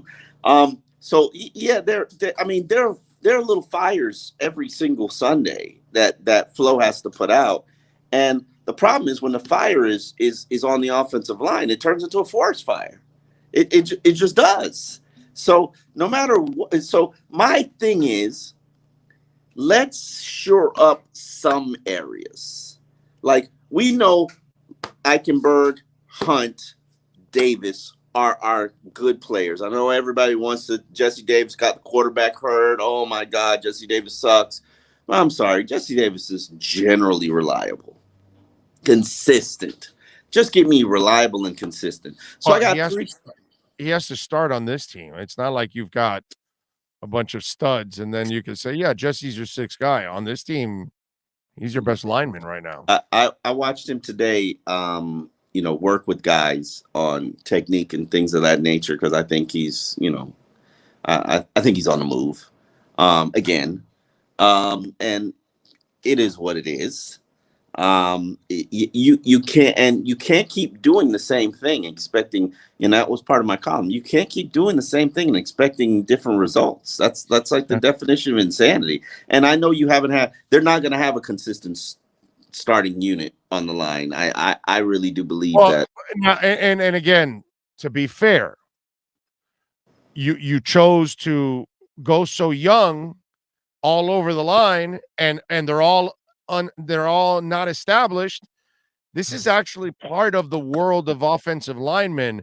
There are lots of offensive linemen that come in as centers and end up as guards that end up centers, tackles that end up guards that end up tackles, and you just didn't see it coming. That's just the way it is. That happens all the time in the history of the NFL. Lots of linemen play a completely different position than they start in college. Yeah. That happens all the time. The problem is, dude, you 4 young linemen, it's just too much. Nobody does that kind of crazy ass stuff. You usually have 2 or 3. I'm sure there's somebody who's done it. I'm sure there's somebody. And I'm sure it was a disaster. Unless all 4 of them were like, I think the Patriots one year they did 3, not 4, but 3. And they had the greatest offensive line coach in the history of the NFL. That's the difference there. Whereas this guy doesn't have that reputation. So to give him this homework is really unfair to what is it, Lampierre? How is it pronounced? Yeah, Jean-Pierre. It's super unfair to him. This is the kind of stuff that the guy from New England, or used to be in New England, that's the guy that should be getting. Man, wouldn't it be great to bring him in as a consultant right now? Oh my God, that would be phenomenal. All right, so punt returns. What happens now? I am concerned about this now, and why? We have talked about this. Jalen Waddle's off of foot surgery. I don't want him full-time returning. I didn't want him full-time returning in the offseason. Flo says he's going to have his best guys out there. Your best guy is Jalen Waddle. End of conversation. There's no way I'm arguing that. Okay? Tell me, who else is he going to use? Oh, I think he's going to throw out some running backs and maybe Noah as a kickoff returner, because nobody return. He even said it. Nobody returns kicks anymore in the league, which I think is a crying shame. Part, no, that part I completely understand. But you mean who else is the backup punt returner? Yeah, who else is going to be? Preston Williams, baby. No, just. I mean, not like Preston does. And, he does a solid job for a big dude, man. He's mentioned Javon Holland, which I'm like, okay. Like, oh yeah, he did it. That's right. He did do it in college. Mm-hmm. That's right. We'll see. Will Noah be active this week because of the? It don't matter. Byron did practice. Yes. Noah's issue is he can't contribute on special teams. Everybody's obsessed with Noah and why he's not playing and why he's not active. Noah's the 4th cornerback, really the 5th cornerback, actually the 6th cornerback. Because the other guys are special teams guys. Because the other guys are special teams guys. But I think if something happened to Xavier, no, I can't even say that with a straight face. No, it would take 2 injuries for him to play. Yes. And because at that point, there's a kid, Elijah Campbell, who they claimed off the Jets' roster on the way, and he killed it on special teams last week. Was phenomenal. And it's probably why he was picked up. Yeah, and so he's even leapfrog Noah. So I believe in Noah's talents. I'm not gonna do the dog pile right now. This is a situation where, just like Austin Jackson, the young man is in his head, and it's on coaches to build up the confidence and get them out their head. To the point of putting them out on the field and trusting them and giving them roles that they can handle. Right now, especially against this opponent, like if we're playing Jacksonville, I say Yeah, give Noah a try as a boundary guy because I Right, think yeah, exactly. Noah's comfortable as a boundary guy. Nothing else. Evans, Godwin, and Brown. Yeah, no. Yeah, give Noah a boundary job against Trevor Lawrence, not Tom Brady, because that just makes him those three number one wide receivers because they're all number one wide receivers. Yeah. Okay. Like they could easily be number one wide. But Here's the problem that you have. Here's the problem that you have when you go into this lineup, and this is something that has to be discussed. Does Nick Needham have the speed to cover Antonio Brown? Nobody has it. Nobody. Yeah, you're right. Nobody. Right. Not our guys, at least. Not our three guys. I mean, who do you put a healthy Byron on? Byron likes size, Godwin. No, I think you go. I'm putting X on Mike Evans. I'm putting X on Mike Evans. I have to. He's the freak. I need the freak on the freak. Who the hell covers Mike Evans on this team? X isn't a freak. First of all, nobody covers Mike Evans. But if somebody's going to cover Mike Evans and hang with him in the air, I got to go X, bro. I mean, you have to put X on the high volume. And because Godwin is such a technician running routes, I got to go Jones. And then, of course, I'm going to take my chances. Godwin's inside of the nickel. Jones isn't going inside. So it's Antonio or it's Antonio. If he plays inside, then obviously you have no choice. Then Needham has to stay with him. Yeah. No, if it's Nick, it could be Justin Coleman. God. Every time I see Justin Coleman, Jesus Christ, dude. Kale Pectate should be the damn sponsor for the Dolphins. Why is that guy even on the team? I have a bigger problem with him than Albert Wilson. Physicality. I don't know. I'm sorry. What did they see in Justin Coleman? I'm still trying to figure it out. I mean, he is terrible, bro. Seriously. Yeah, you're not saying anything. Why is he even still on the roster? Much less playing. I always say this. I love Nick Needham from this standpoint. While he's not a super freak, Nick Needham's going to be in the league for 8 years. He's going to have a Nolan Carroll career. And Nick Needham has never been handed anything. They've never given Nick Needham anything. He's always taken it. And he's done it again this year. He's taken a job. He's taken a role. Like and Nick, I was talking to Gerald Alexander, who he's the Orlando Alzugaray of radio. They haven't given me shit. They kept giving you back 560 shows, like after they figured out that they fucked up. Yeah. Yeah.